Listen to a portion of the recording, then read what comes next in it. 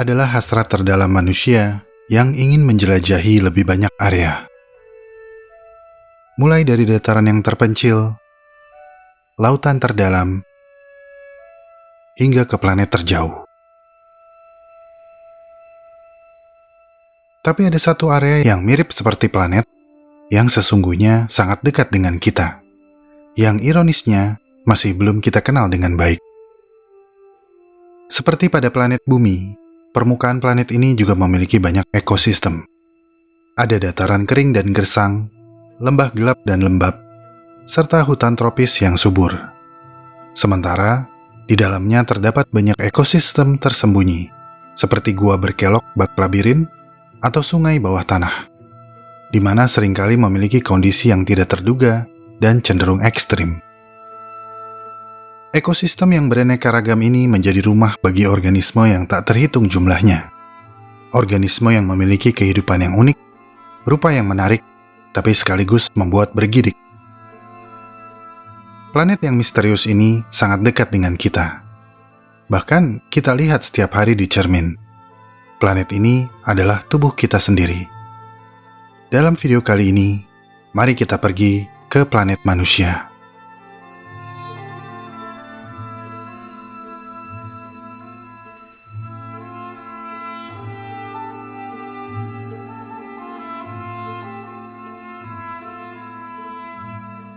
Tubuh manusia adalah tempat eksplorasi yang luar biasa.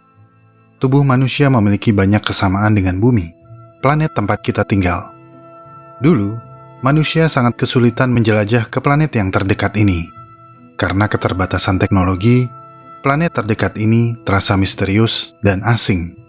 Tapi sekarang, berkat perkembangan zaman dan kemajuan teknologi, kita menjadi sedikit lebih mengerti tentang planet ini.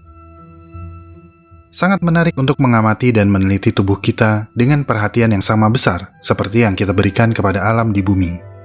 Dari pengamatan dan penelitian ini, kita menjadi sadar kalau tubuh kita memiliki organisme uniknya sendiri, seperti bumi dan kehidupan organisme di dalamnya, di mana setiap kehidupan berkembang biak dengan cara yang aneh, menjijikan, dan indah.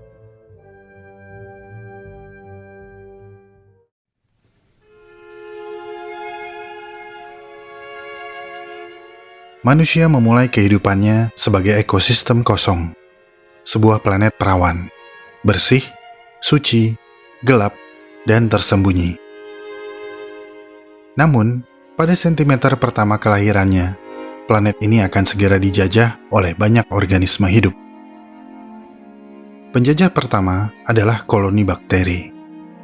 Saat bayi manusia dilahirkan, ia menerima lapisan bakteri yang berasal dari birth canal, atau saluran kelahiran yang menyerupai komunitas bakteri pada vagina sang ibu. Saat dilahirkan, bayi seakan dimandikan oleh bakteri. Tubuh bayi akan diresapi oleh organisme mikroskopis ini, ibarat selimut biologis yang secara alami diturunkan dari sang ibu. Selimut bakteri ini sangatlah penting untuk melatih sistem kekebalan tubuh bayi. Pada bulan-bulan pertama, bakteri akan menjelajah ke seluruh tubuh bayi, menaklukkan berbagai wilayah di planet baru ini. Menyusup di setiap celah, setiap tonjolan, hingga ke semua area yang tidak bisa dilihat oleh mata. Bakteri akan berkembang biak sedemikian rupa, hingga bayi tersebut menjadi dewasa. Tiap manusia diperkirakan membawa lebih dari 100 triliun bakteri. Dan ironisnya, kita hanya tahu sedikit tentang penumpang gelap yang berkembang biak di tubuh kita ini. Satu tempat di mana terdapat banyak bakteri ada di tempat yang sering terlihat tapi sering terabaikan, di mana bakteri yang hidup di sana terlindung dari cahaya, terlindung dari cuaca, serta terlindung dari perang kimia melawan sabun. Tempat tersebut adalah udel atau pusar kita. Di dalam kawah yang menjadi saksi kelahiran kita ini, para ilmuwan berhasil menemukan banyak spesies bakteri yang tersembunyi. Para ahli biologi dari North Carolina State University pernah meluncurkan proyek keanekaragaman hayati yang secara spesifik meneliti komunitas bakteri yang hidup di pusar. Selama beberapa bulan, para ilmuwan mendapatkan sampel swab dari 95 sukarelawan. dan menemukan lebih dari 1.400 spesies bakteri. 662 diantaranya adalah strain yang sebelumnya tidak pernah diketahui. Ini menunjukkan kalau kehidupan manusia dipengaruhi oleh organisme yang hidup di atas dan di dalamnya. Kehidupan bakteri pada tubuh kita merupakan identitas biologi kita. Selain itu, mereka juga menentukan aroma tubuh kita, yang secara tidak langsung mempengaruhi tingkat keberhasilan reproduksi umat manusia. Seperti planet Bumi, bakteri yang hidup di tubuh kita juga hidup di lingkungan yang berbeda. Setiap spesies akan mencari kondisi yang paling menguntungkan, dan bagian dari apa yang mereka konsumsi adalah bagian dari tubuh kita, khususnya kulit mati, sel-sel mati. Pada spesies tertentu, bakteri akan memakan fungi dan melindungi tubuh kita dari serangan fungi. Kita hidup berdampingan dengan bakteri atas dasar kepentingan bersama. Bagi mereka, kulit kita adalah rumah yang nyaman, sumber kehidupan yang menyediakan banyak cadangan makanan berupa lipid dan protein.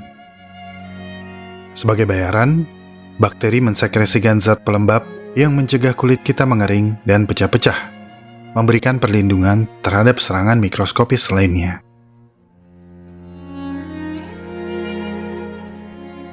Seperti yang sudah kita bahas dalam video tentang fungi dan bakteri telah berperang sedari zaman bahela. Fungi akan mencoba memakan apapun yang menjadi tempat pendaratan spora mereka, sementara bakteri akan selalu menyerang fungi.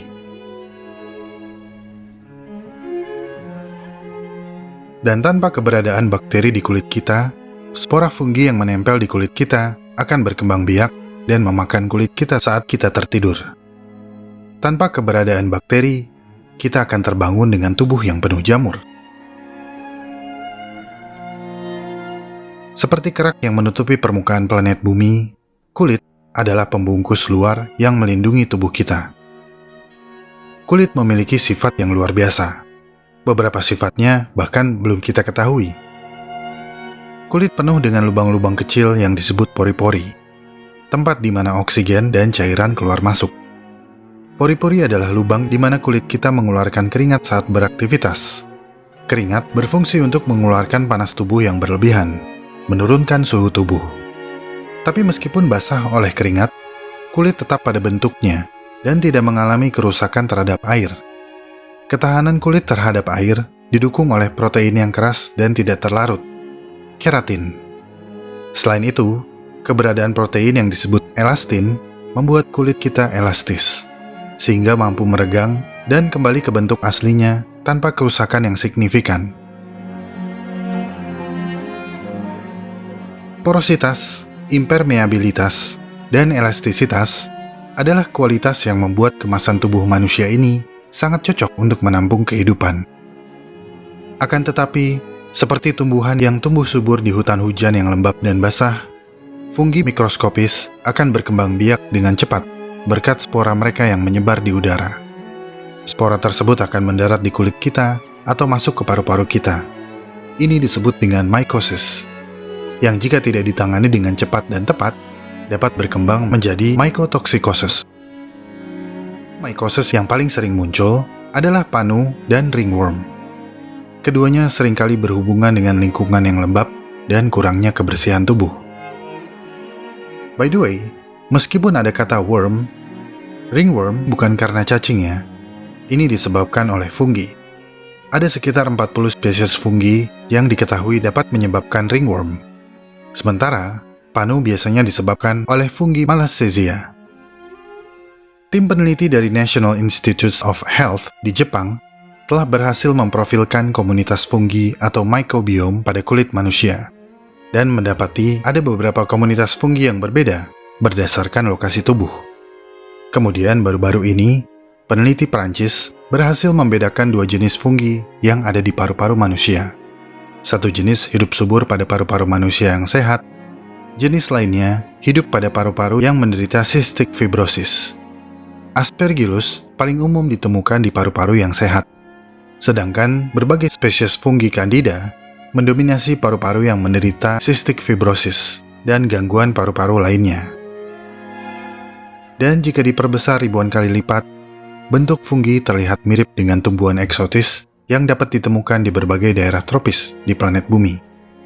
Beberapa dari mereka tumbuh di kuku kaki, bersembunyi di sela-sela jari kaki, dan ada pula yang memilih hidup di alveoli paru-paru. Kebanyakan memilih daerah lembab yang gelap dan hangat. Dan material organik yang membusuk adalah menu utama mereka. Namun, jika pertumbuhan mereka terlalu cepat dan padat, organ yang sehat pun dapat terpengaruhi. Dan kita butuh bakteri untuk mengontrol pertumbuhan fungi yang cenderung merugikan ini.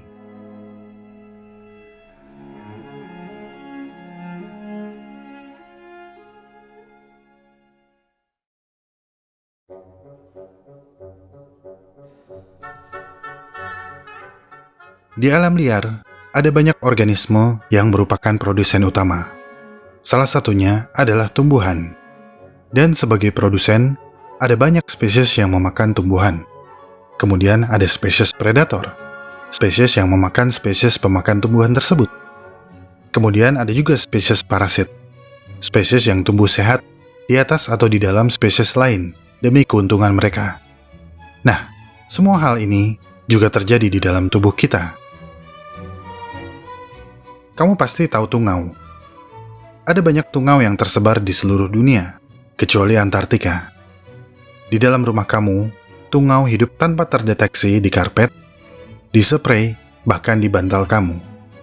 Namun, mungkin banyak yang belum menyadari kalau tungau juga ada di epidermis kita. Mereka juga hidup di kulit kita, dan adalah usaha yang percuma untuk membasuh atau mencuci mereka. Meskipun rada geli setelah mengetahui kalau ada tungau hidup di kulit kita, keberadaan mereka sangatlah normal. Mereka bahkan bisa bermanfaat bagi tubuh kita. Tungau yang hidup di tubuh kita bertindak seperti agen pembersih yang menghilangkan kulit mati. Namun, pada manusia dengan kulit sensitif, konsekuensi terparah atas keberadaan tungau adalah ruam kecil atau rasa gatal yang pasti hilang hanya dengan sekali garuk. Ini karena kulit kita tidak memiliki ketebalan yang seragam. Kulit yang membungkus tubuh kita terdiri dari bukit-bukit dan lembah-lembah mikro. Retakan dangkal yang kadang kering, kadang basah di jemari, dataran lembab dan agak berminyak di punggung, jurang yang selalu basah di sudut bibir, hingga tekstur yang penuh lekukan tebal dan terkadang pecah-pecah, seperti di tumit. Jika dilihat dari skala mikroskopis, rambut terlihat seperti pohon. Dan seperti di alam liar, akar pohon adalah petunjuk nutrisi. Akar pohon tahu bagaimana mendapatkan nutrisi dari dalam tanah. Begitupun pada rambut manusia, khususnya di bagian wajah. Pangkal rambut wajah kaya akan sebum. Sebum adalah zat berlemak yang melumasi rambut dan permukaan kulit wajah. Zat tersebut disekresikan dari kelenjar kecil di akar rambut. Disinilah tungau panjang yang disebut Demodex folliculorum menetap. Habitat favoritnya adalah bulu mata dan alis kita. Sebagian besar makanan mereka adalah sebum. Tetapi terkadang mereka juga memakan sel-sel mati di seluruh permukaan epidermis. Tungau kecil ini memiliki anatomi yang khas. Mereka tidak bisa ee. Dan karena keterbatasan fisik ini, mereka tidak dapat mengeluarkan sisa-sisa makanannya. Setelah perutnya penuh oleh makanan yang telah dicerna, mereka akan mati. Terkadang disertai dengan ledakan pada perutnya. Seringkali, kehadiran tungau kecil ini tidak menimbulkan masalah. Tapi sekali lagi, pada orang yang berkulit sensitif atau mereka yang jarang membersihkan wajah, perkembangan mereka dapat menyebabkan iritasi, infeksi kulit, atau infeksi mata. Tapi bagaimana Demodex bisa hadir di wajah kita? Jawaban pendeknya adalah warisan dari keluarga kamu sebelumnya. Ketika bayi kontak fisik pertama kali dengan ibu atau ayahnya, ketika itulah Demodex diwariskan. Untuk jawaban panjangnya, kamu bisa tonton pembahasan lengkapnya di video khusus tentang Demodex. Setiap organisme yang hidup di tubuh kita memiliki habitat favorit. Karena dari sudut pandang mereka, tubuh manusia tidak memiliki ekosistem tunggal. Beberapa spesies hanya dapat hidup di permukaan seperti di kulit, beberapa hidup di dalam tubuh, sementara organisme lain lebih menyukai rimba lebat seperti di rambut. Dan disinilah kutu rambut atau lice hidup makmur.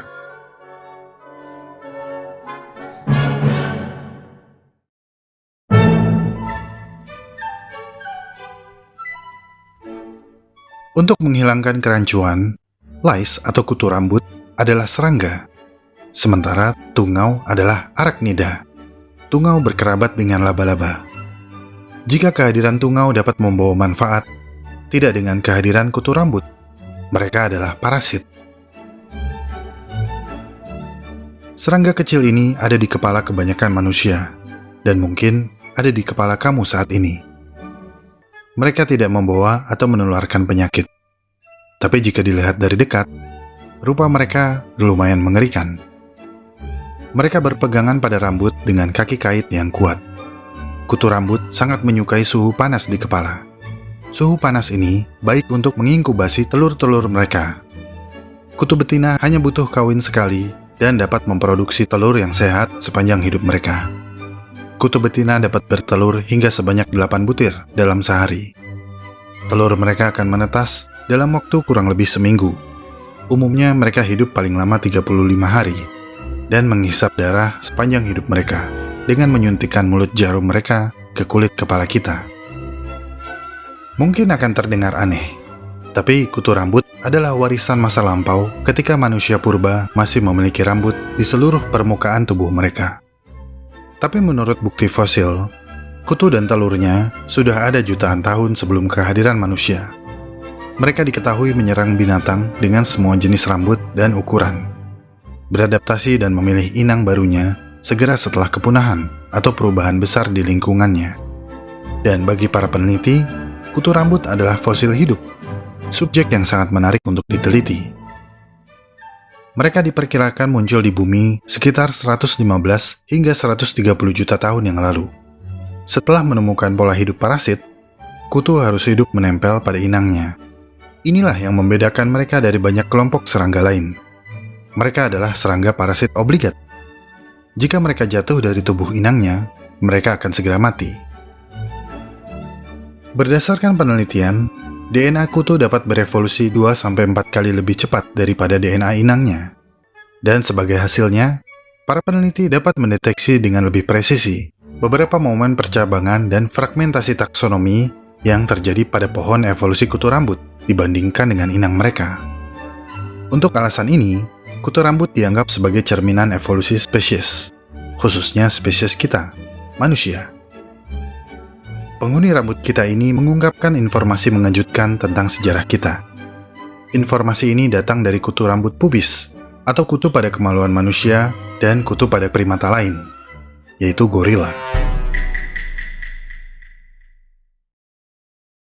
Secara genetik, gorila dan manusia terpisah sekitar 2 hingga 3 juta tahun evolusi. Menurut bukti fosil, gorila dan manusia berasal dari leluhur yang sama sekitar 89 juta tahun yang lalu. Mungkin banyak yang berasumsi kalau gorila dan leluhur manusia modern memiliki hubungan yang spesial. Dan begitulah bagaimana akhirnya mereka memiliki spesies kutu pubis yang sama. David Reed dari University of Florida pergi ke Uganda untuk meneliti kutu pubis gorila, Tyrus gorillae, dan membandingkannya dengan kutu pubis manusia modern. Analisis DNA menyatakan kalau genetik mereka sangat mirip dan bersimpangan satu sama lain sekitar 3,3 juta tahun yang lalu. Tapi untuk menentukan bagaimana manusia dan gorila memiliki kutu pubis yang sama, David Reed sangat ragu kalau mereka ditularkan lewat hubungan intim antar spesies, melainkan manusia yang membunuh dan mengenakan kulit gorila sebagai pakaian, atau sekedar menghuni sarang gorila yang telah ditinggalkan dan tidur di sana. Ketika rambut pada permukaan tubuh manusia perlahan menghilang, begitu pula habitat spesies kutu rambut yang menghuninya. Kutu kepala menetap di kepala, kutu pubis menetap di area pubis. Tapi yang menarik adalah adaptasi yang menghadirkan kemampuan baru dari kutu rambut. Saat manusia mulai mengadopsi pakaian, kutu rambut diketahui mampu berpindah melalui pakaian dan menggunakannya sebagai ceruk baru untuk dieksploitasi, dijelajahi, dan dihuni. Meskipun manusia telah kehilangan sebagian besar rambut mereka, hewan peliharaan mereka masih menjadi tempat berlindung yang ideal bagi parasit lain yang telah beradaptasi dengan sangat baik terhadap perubahan inang. Salah satu dari banyak parasit tersebut adalah serangga yang ini. Ini adalah kutu loncat alias pinjal.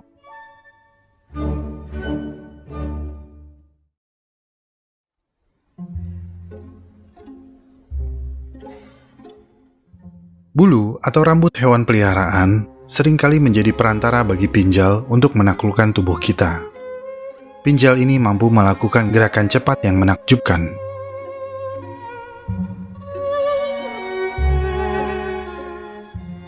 Untuk mempelajari rahasia mekanismenya, Profesor Malcolm Burrows melakukan eksperimen luar biasa di laboratorium di Cambridge. Dengan kamera berkecepatan tinggi, Profesor Burrows dan timnya merekam lompatan pinjal dengan kecepatan 5.000 frame per detik agar dapat menyaksikan mereka melompat dalam gerakan lambat. Kecepatan pinjal saat melompat sangat fenomenal. Mereka berakselerasi dari posisi diam dengan kecepatan antara 1 hingga 2 meter per detik. Dan mereka melakukannya dalam hitungan milidetik. Ini berarti pinjal mengalami percepatan sekitar 100 G-force. Manusia biasa seperti kamu dan saya akan segera pingsan hanya dengan 5G.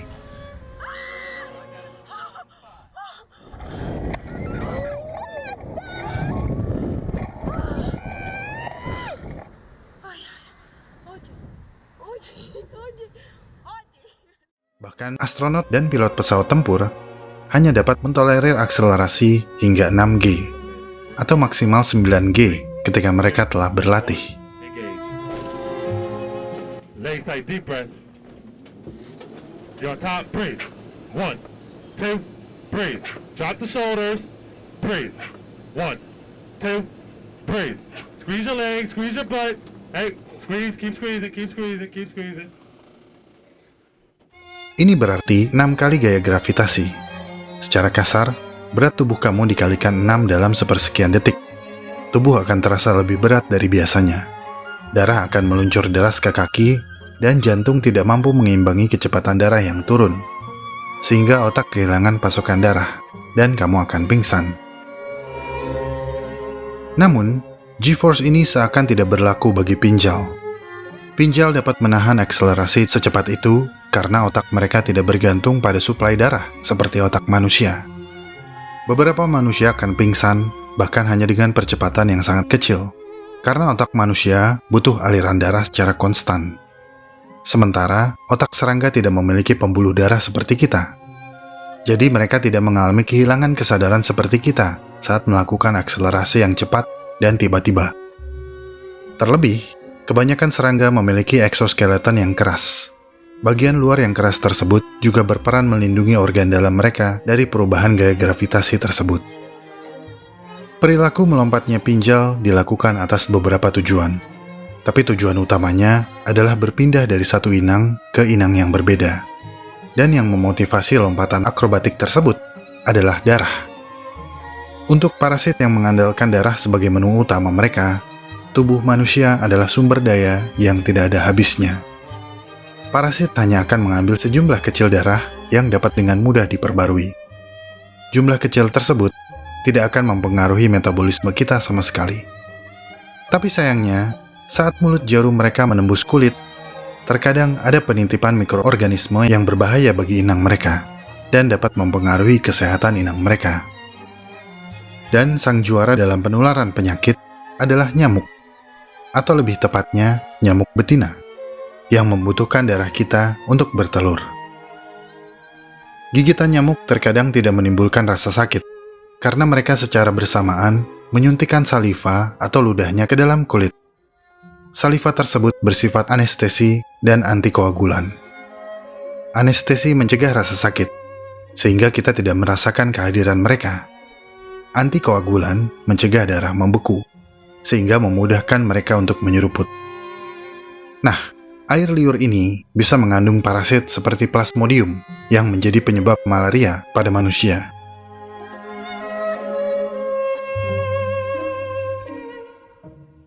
Pertama-tama, parasit ini akan menginfeksi sel hati, kemudian menjalar menembus sel darah merah, di mana mereka akan berkembang biak. Sel darah merah akan rusak, dan ini akan mengirimkan sinyal ke tubuh kalau ada penyusup yang telah berkembang biak. Suhu tubuh akan secara alami meningkat, alias demam. Ini adalah sistem pertahanan tubuh yang paling dasar, yang bekerja untuk membunuh penyusup. Pada tahap ini, parasit harus segera meninggalkan darah manusia yang terlalu panas, kembali menggunakan tubuh nyamuk sebagai inang. Kemudian, nyamuk akan menggigit orang yang terinfeksi, dan siklus malaria kembali terulang. Beberapa percobaan telah dilakukan, dan bukti telah didapatkan, bahwa nyamuk betina lebih suka menggigit seseorang yang telah terinfeksi parasit.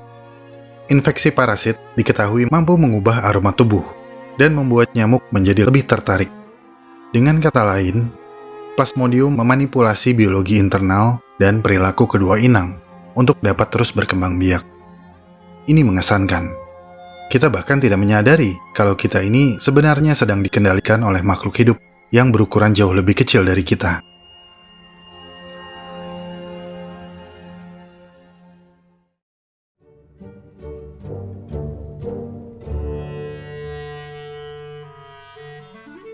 Hubungan yang kita miliki dengan makhluk yang menjajah di permukaan tubuh kita biasanya dangkal dan cepat. Tetapi ketika mereka ada di dalam tubuh kita, interaksinya akan menjadi lebih panjang dan lebih kompleks. Mari kita lanjutkan perjalanan eksplorasi planet ini menuju area yang lebih panas, lebih lembab, lebih gelap, dan lebih basah. Di dalam sini, ada juga keseimbangan ekologis dan keanekaragaman hayati yang menakjubkan. Landscape internal ini sekali lagi mengingatkan kita pada beberapa landscape bumi yang kita huni. Tempat-tempat ini juga merupakan rumah bagi banyak organisme yang menakjubkan. Mulut kita biasanya merupakan stasiun pertama dari perjalanan mereka. Rongga basah dan lembab ini menawarkan biotop yang ramah bagi banyak makhluk, terutama bakteri. Ada miliaran bakteri yang hidup di dalam mulut kita. Mereka melakukan banyak hal untuk kita. Salah satunya adalah menjaga keseimbangan kimia di dalam mulut. Mulut kita hanyalah salah satu dari banyak pintu masuk ke tubuh kita. Di dalam perut bumi, banyak makhluk yang telah beradaptasi dengan kegelapan, kelembaban, dan sedikit oksigen. Di dalam tubuh kita juga sama. Ada banyak organisme yang juga telah beradaptasi dengan kondisi khusus ini. Tubuh kita dihuni antara 10 hingga 100 triliun sel mikroba. Kebanyakan dari mereka adalah bakteri di perut. Bahkan jika disatukan, jumlah mereka dapat melebihi jumlah sel kita dengan rasio 10:1. Dan komunitas bakteri ini sangat penting bagi fungsi organ tubuh kita. Di dalam usus kita aja, ada banyak bakteri yang memiliki lebih dari 15.000 fungsi yang berbeda dalam mendukung fungsi organ tubuh manusia. Mereka membantu mencerna makanan, membantu penyerapan nutrisi, membantu manufaktur vitamin esensial, serta melindungi kita dari mikroorganisme lain yang lebih berbahaya. Sebagai imbalan, tubuh kita membiarkan mereka tetap hidup di area favorit mereka, mendapatkan kehangatan, kelembaban, dan nutrisi penting untuk perkembangannya. Lipatan yang membentuk relief usus kita ini bukan tanpa tujuan. Lipatan tersebut menggandakan luas permukaan dan berkontribusi pada efisiensi penyerapan nutrisi dari makanan. Selain itu, jika diperhatikan secara detail, dinding usus kita juga terdiri dari lekukan-lekukan yang terbuat dari bukit-bukit kecil yang merupakan tempat berlindung yang ideal bagi banyak spesies bakteri. Setiap spesies memiliki misi dan makanan favoritnya sendiri, dan keseimbangan serta keragaman mereka tergantung pada makanan yang kita konsumsi. Para ilmuwan telah mempelajari dengan cermat mekanisme bakteri di dalam usus kita. Mereka mengasosiasikan bahwa kelebihan atau kekurangan berat badan berhubungan dengan ada atau tidaknya bakteri tertentu. Begitupun dengan mengkonsumsi satu jenis makanan secara terus-menerus. Katakanlah kamu meat lover, suka makan daging, dan kamu hanya makan daging setiap hari. Secara perlahan, populasi bakteri yang mendapatkan nutrisi dari sayuran akan tergeser oleh bakteri yang mendapatkan nutrisi dari daging. Jadi, para peneliti memastikan kalau mengkonsumsi buah dan sayuran akan meningkatkan keragaman bakteri. Seperti halnya alam liar di bumi ini, Keragaman spesies sangat penting untuk menunjang fungsi optimal dari usus kita. Tapi bakteri bukanlah satu-satunya makhluk yang merasa nyaman tinggal di dalam tubuh kita. Spesies penyusup lain juga menghuni usus manusia. Mereka masuk ke tubuh melalui mulut kita, dari apa yang kita makan, atau dari apa yang kita sentuh. Penyusup tersebut adalah cacing parasit.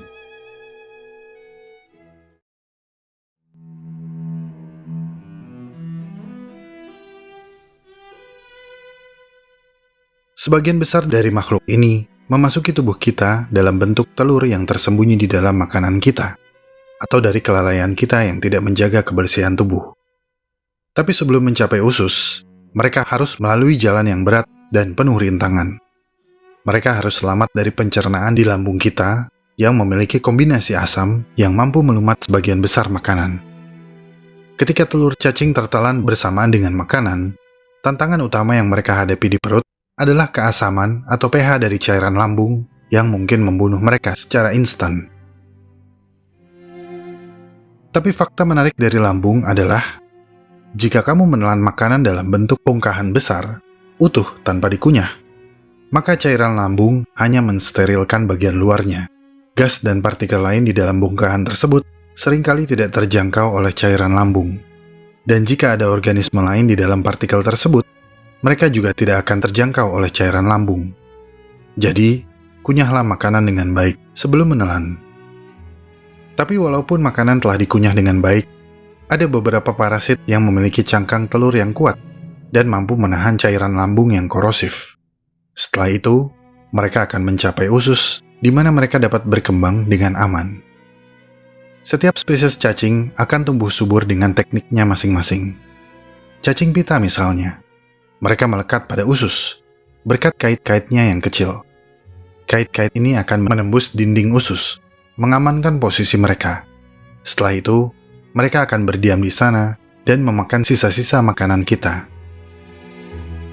Sementara, cacing schistosoma lebih menyukai pembuluh darah. Mereka berkembang biak di dinding usus kita, menempel dan menyedot darah dari sana. Sistem sirkulasi darah kita ibarat sungai yang mengalir di dalam bumi. Sistem ini juga merupakan sarana navigasi yang umum digunakan oleh banyak penyusup. Tapi seperti telur cacing parasit yang harus bertahan dari siraman cairan lambung, perjalanan melalui sirkulasi darah ini bisa berbahaya bagi para penyusup. Karena ada pasukan keamanan yang bertanggung jawab atas pertahanan di planet kita. Mereka membentuk sistem kekebalan tubuh dan secara konstan berpatroli. Yang paling terkenal adalah sel darah putih limfosit, yang tugas utamanya adalah mengidentifikasi penyusup yang diam-diam datang tanpa diundang. Segera setelah penyusup diidentifikasi, tubuh kita akan menciptakan antibodi yang berkonsentrasi pada penyusup dan menandainya sebagai agresor atau pengacau keamanan. Kemudian, sel darah putih lainnya, yaitu makrofag, akan menyerang agresor yang teridentifikasi dan memakannya. Namun, ada beberapa parasit yang mampu menembus pasukan pengamanan tersebut dan berhasil hidup tersembunyi di dalam sel. Parasit seperti toksoplasma misalnya. Parasit toksoplasmosis ini adalah salah satu organisme yang sangat berhasil karena dapat menyerang sel dari banyak inang. Para peneliti meyakini hampir 30% manusia di planet ini memiliki toksoplasmosis. Seperti banyak bakteri dan cacing parasit, protozoa kecil ini masuk ke dalam tubuh dengan menumpang pada sayuran mentah atau daging yang dimasak kurang matang. Setelah tertelan, parasit menginfeksi sel-sel usus kita dan berkembang biak di sana. Sistem pertahanan kita tetap akan bereaksi terhadap agresor ini, tetapi beberapa parasit mampu lolos dengan mengubah wujud mereka, menjadi tidak terdeteksi oleh sistem kekebalan tubuh. Teknik yang digunakan parasit ini untuk menyamarkan dirinya cukup unik. Mereka dapat menggunakan sel darah putih sebagai kendaraan untuk mengkolonisasi jaringan lain, seperti otak. Ketika sampai di otak dan aktif di sana, parasit ini akan mengubah perilaku inangnya.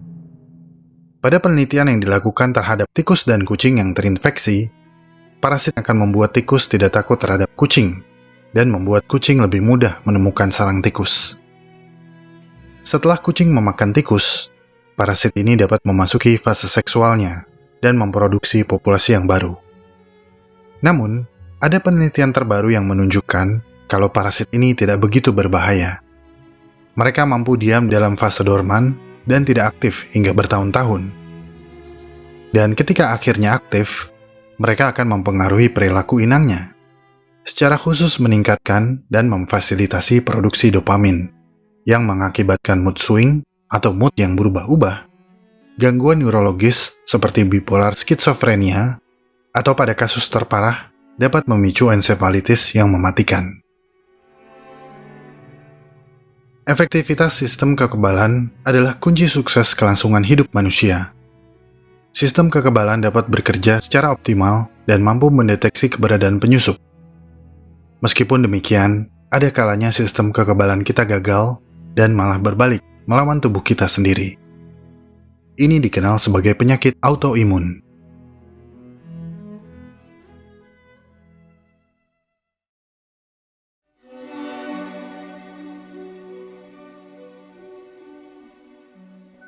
Para peneliti mengistilahkan organisme seperti bakteri yang menguntungkan yang telah hidup bersama kita selama ribuan tahun ini sebagai teman lama.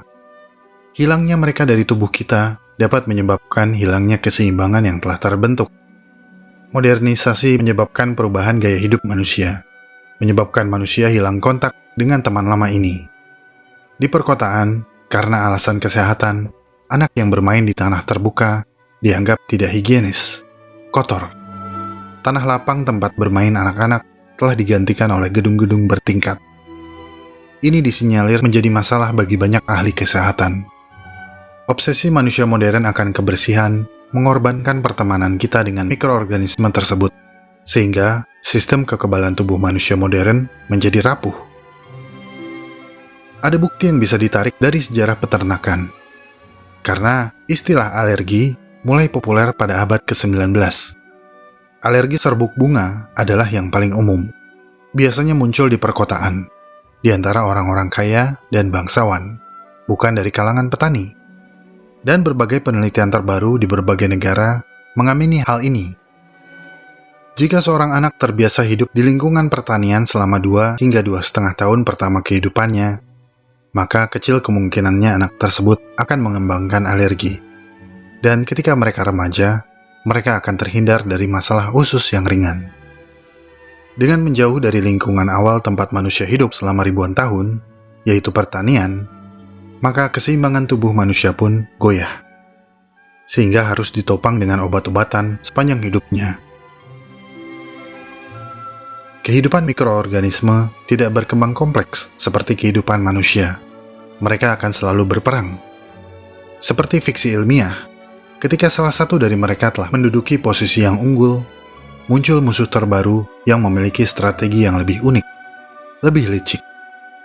Di kerajaan mikroskopis ini, bakteri menderita serangan bertubi-tubi dari musuh terburuk mereka, virus.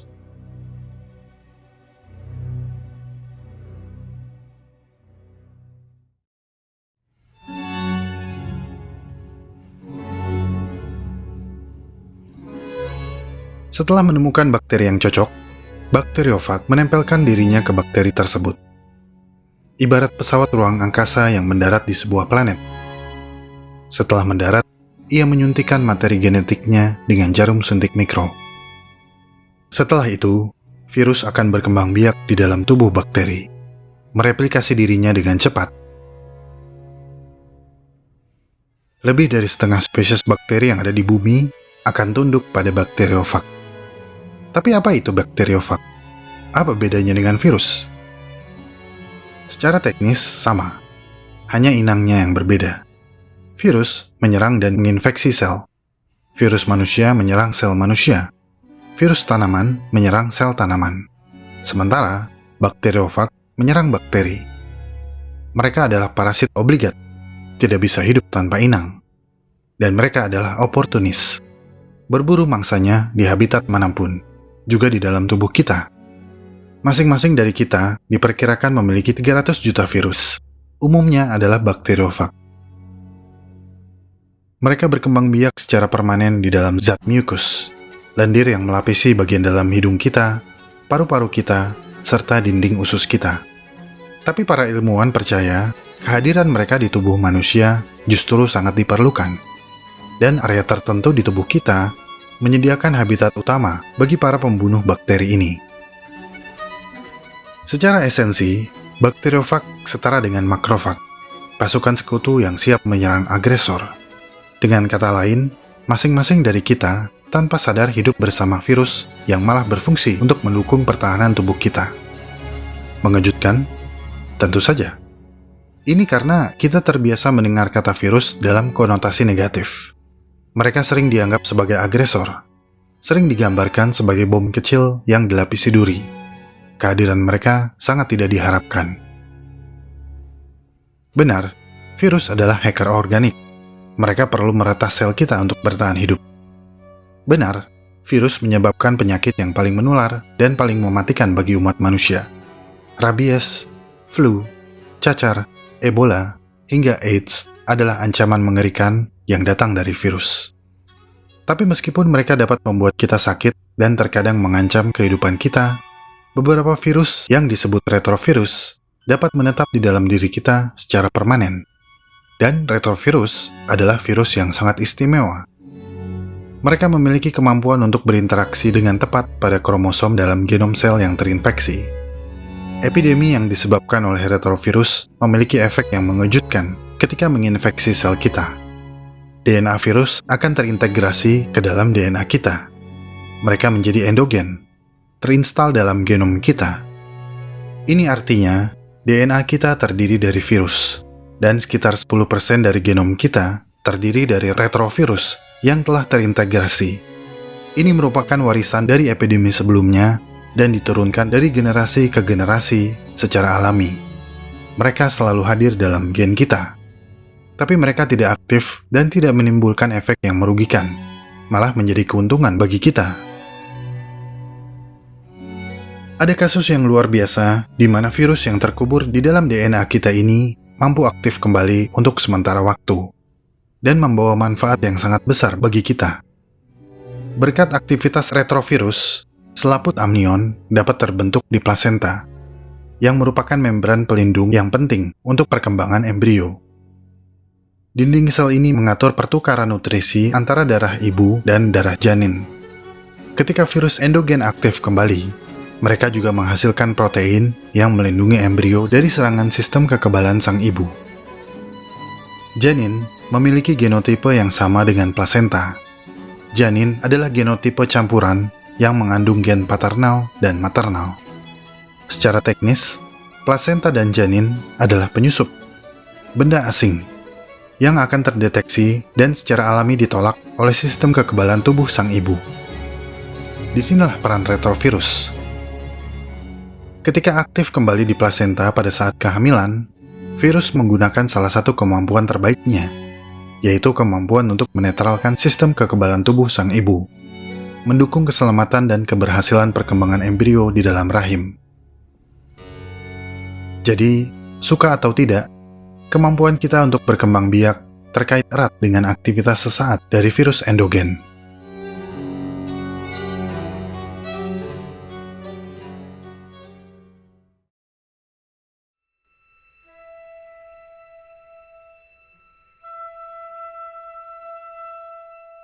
Setelah eksplorasi tubuh ini, mungkin kita tidak akan melihat diri kita dengan cara yang sama lagi. Sulit membayangkan sejauh mana kita telah bersatu dengan banyak organisme yang menghuni tubuh kita. Tungau membersihkan kulit kita dari sel mati. Kutu rambut memacu kita untuk bersosialisasi. Bakteri mengatur keseimbangan tubuh kita dan telah bersama kita sejak kita melihat cahaya. Tapi tanpa peran virus, semua itu tidak akan terjadi. Kita mungkin tidak akan selamat di dalam rahim. Bumi berputar bukan hanya untuk manusia. Matahari bersinar bukan hanya untuk manusia. Semesta bukan milik kita semata, tapi untuk semua makhluk di dalamnya, termasuk makhluk yang hidup di tubuh kita. Makhluk yang menghuni tubuh kita ini adalah arsitek evolusi kita. Beberapa bahkan penting untuk kelangsungan hidup kita. Maka dari itu, semuanya harus kita jaga. Jagalah bumi, sebaik kamu menjaga kesehatan tubuh kamu sendiri.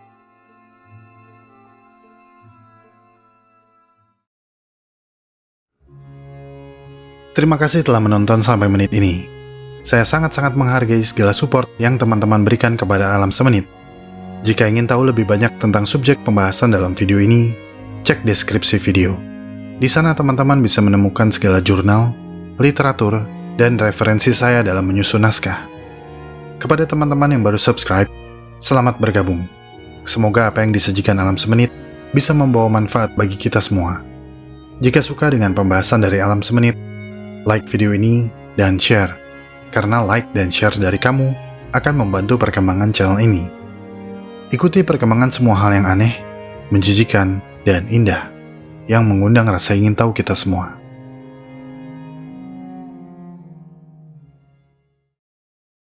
Terima kasih juga kepada kamu yang telah memberi super thanks dan teman-teman yang telah support lewat donasi di Saweria. Chandra Muntois dan Juragan Salai, cowok simpanan Kang Taehyun, Agents of Sword, Khalid kakaknya Muti, Toko Besi Triguna Sejahtera, Sik Vetigai, Bara Majnun, Muscle, Graphilogic, Ben X Dim Service, Nescaya dan Yumba, Yundana Print Lemberang, Naburit Abah, Loyang Sidoarjo, Shopee Ken Beauty Official, Jelajah Purbalingga, Hanum Lukman Gazi Love Alam Semenit, Liora Etel Skincare, Domi Serah Family, Apple Waxing Beauty Studio BSD, Siroj suaminya Ima, Tri, Kosyangti di Jogja, Telur Kucing, Tarakdesnya Alsem, Rosadi Family, Agetan Isaac, Gio, Vin Design, Acan, Arnold Schwardiningrat, SMAN 2 Subang, Kadang Berharap Risa Justina, Anggringan Gazebo, Sik Vetigai, Collab Squad, Aji Tirta, Aksa Amerta, Inisial J, Mahasiswa Visi, Bejo Online Si Joki Tugas, Pengacara Purbalingga Ubaidillah, Yuki Yozora Kangen Dede Revina, Agetan Isaac, Galius Cesar, Esra Andio Kaban, Toko Nebule, Manusia Mageran, DFTR Yudisium, Piyu Nyonya Changbin, Dedi, Jafar Fans Berat Orka, Azureka Masih Suka Sains, Twindira Sayangku, Arintek Lampung,